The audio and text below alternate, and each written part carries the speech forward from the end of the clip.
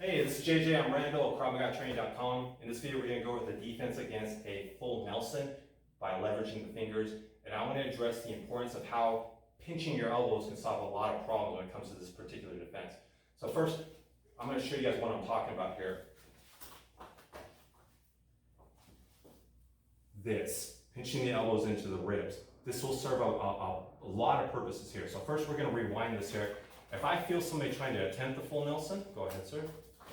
If I pinch the elbows down, drop my weight down, it prevents the full Nelson from even being applied in the first place.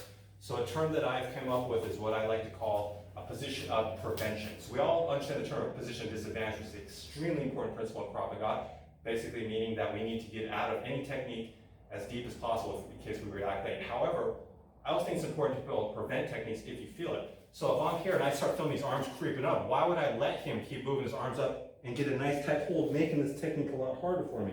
If I feel anything creeping up in the first place, elbows, squeeze my ribs, drop my body weight down, try to apply the full Nelson, sir. He's stuck. He's got T-Rex arms now. Now it's easy for me to get out of it.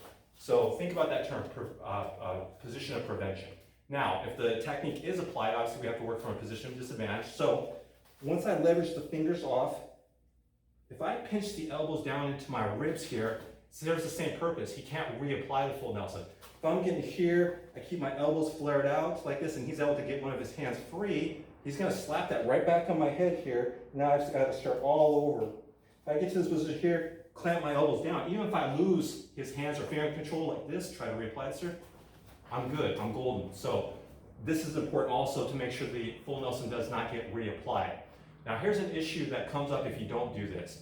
I get here, leverage the fingers, peel them off and keep my elbows up. Real common tactics, we want to counterattack as quickly as possible. So real common things, people will control the finger on one side, go to the back elbow. The problem is if he tucks his head down and I don't land a clean shot, look how, because my elbow's really high, how I can slide this arm back up here and get back to at least a half Nelson position, and now I have to start back over again. So my preference is, instead of throwing that elbow, I keep the elbows down, and then from here, I prefer to spin out from this position, then go to my calves. So it'll feel similar to the bear hug from behind leveraging on the fingers. So in that case, it's a very similar movement. Another issue is this. If I get to here, leverage the fingers off, keep this elbow high. If I try to spin out this way, watch what JJ can do with his hand here. I'm stuck. He's got this underhook here.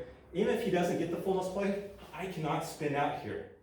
So by keeping this elbow clamped down, here's a little detail I like to add. I have control of the hand here. Watch how I push it off. If I push it off, there's nothing preventing me from spinning out, going to my combatives, and finishing the fight. So those are all a lot of reasons why keeping the elbows pinched into your ribs will serve you well in this particular defense. Position of prevention, it prevents him from reapplying the full Nelson, and it prevents him from stopping me from spinning out and escaping the full Nelson, going to my combatives.